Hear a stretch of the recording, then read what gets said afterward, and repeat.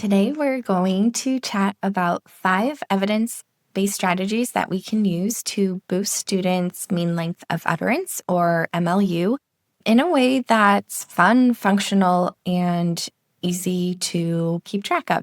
I'm really excited that we'll be sharing some strategies that you can use in your very next session, and then we'll tie it all together and show you what it would actually look like in context when you're applying these strategies. Our first strategy is to identify the baseline using a language sample. Language samples can be a really helpful way to calculate the student's current MLU and also see what types of utterances they're using and tracking that progress over time. Regular language sampling helps us ensure that we're modeling at the right level. I love language samples, but a lot of times when I mention them to SLPs, I get a little bit of an eye roll because they feel really time-consuming and difficult. I put together a spreadsheet, maybe a decade old at this point, but it still works really well. It helps you calculate. So you just use it to type in your transcript, and then you separate it out by utterances, and then it automatically calculates the MLU, and it helps you grab some other metrics so you can write a really fancy report based on the data, or include it in your evaluation or your progress monitoring. It makes it really easy to grab the data that we need for easy progress monitoring. I'll add the link to the language sample sheet that I made in the show notes. It includes a video and it walks you through how to set it up. That is a really helpful starting point because we'll use this data as we go through. Our second strategy is to make sure that we're embedding targets in meaningful context, like play, books, songs, routine. And I'll share some specific strategies of what we actually do in those functional contexts. But if we are embedding our strategies in those types of activities, we are thinking about generalization from the start and setting our students up for success and making sure that the targets are very meaningful. So that brings us to strategy number 3. Different research articles will share different strategies, but there's a lot of overlap between the strategies, and I just want to share the names of the strategies and what they are, and you'll see that there's some overlap. I'll wrap up with a general takeaway of what we can do with these strategies. Expansions are where we add grammar while keeping the child's meaning. If the child says dog jump, you can say the dog jumped or the dog is jumping.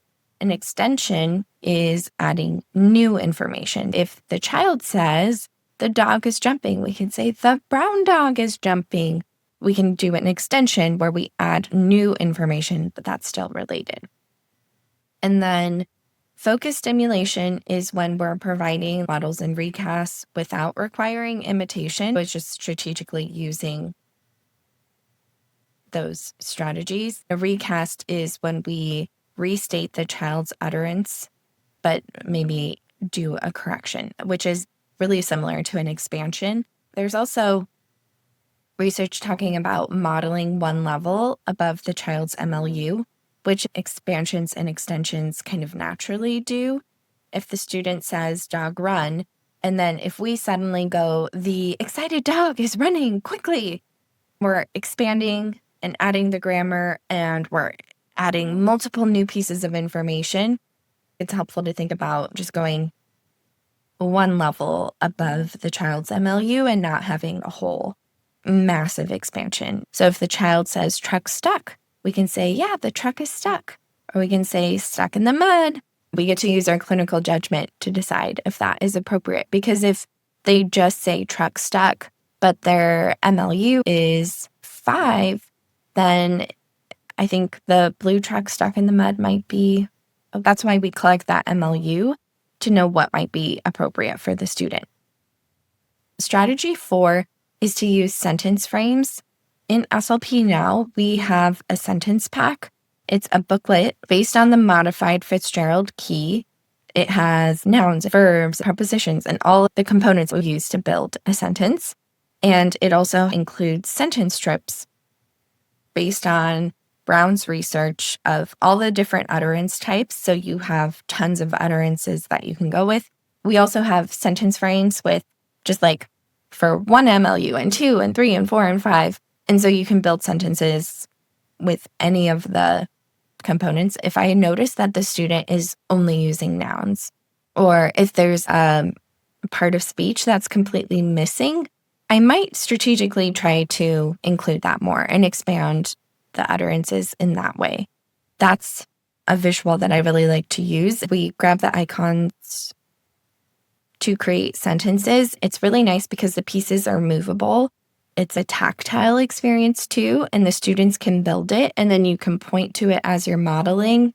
If the student just says, truck, truck, truck, and we're trying to expand from 1 MLU to 2 MLU, we have like an icon for truck, and then we have one for stuck, and then we would just build the sentence using those icons.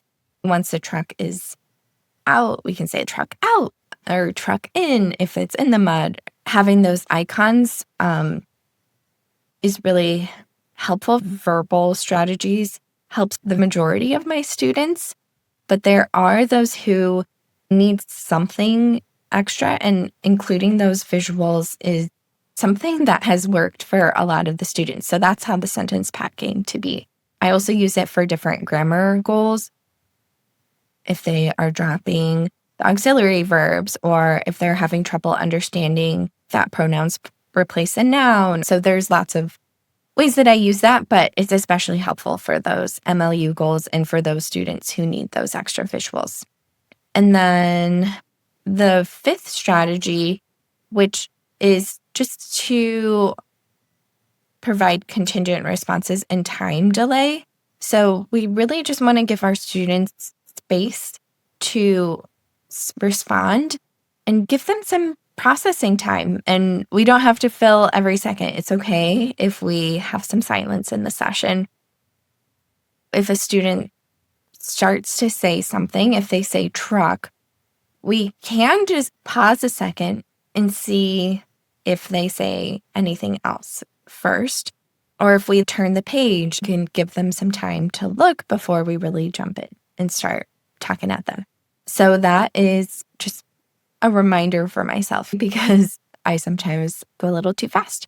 In terms of what this would look like actually applied, let's say we're using the therapy plan in SLP now for Little Blue Truck, which is a super sweet story about a truck who gets stuck in the mud. We like to use literacy-based therapy units based on Dr. Ukrainitz's research. The first step is a pre-story knowledge activation. We might do a virtual field trip of a farm, and we're going to be doing a lot of talking during that activity, and we can target the MLU goals during that conversation. As we're reading, we can model expansions and recasts. The third step is comprehension. We can ask simple WH questions and use those sentence starters and the sentence frames to support the student. And then the fourth step is focus skill practice. We often have mixed groups, so we're targeting multiple goals with students. We might have some play-based activities related to Little Blue Truck. We might be reenacting the story or whatnot. This is an early language unit, so it has play-based activity suggestions and all of that. So that's how that would work. That's just a peek at how we might incorporate this in a literacy-based therapy unit. And then a quick recap. We want to start with a language sample so we know the student's baseline, and we can easily see like, oh, they're only using nouns. Seeing it on paper helps us come up with a good plan. We want to make sure that we're embedding our practice in meaningful context, whether it's play, stories, routines, and we want to model just above the child's level and use those verbal strategies. Once I set up parents and teachers with that strategy of modeling one level above and then how to do that, it skyrockets from there. If our students need more support, using the sentence pack and those sentence frames can be really helpful. And then also just giving them time to respond, using some of that wait time. So those are our strategies that will hopefully help you see meaningful growth in your students when it comes to communicating and building beautiful sentences. Head to the show notes to check out the sentence pack and the therapy plans. If you're new to SLP now, you can do it for free. If you're a member, type in sentence pack to find that download, or go to the therapy plans to check out Little Blue Truck. I hope this was helpful, and we'll see you real soon.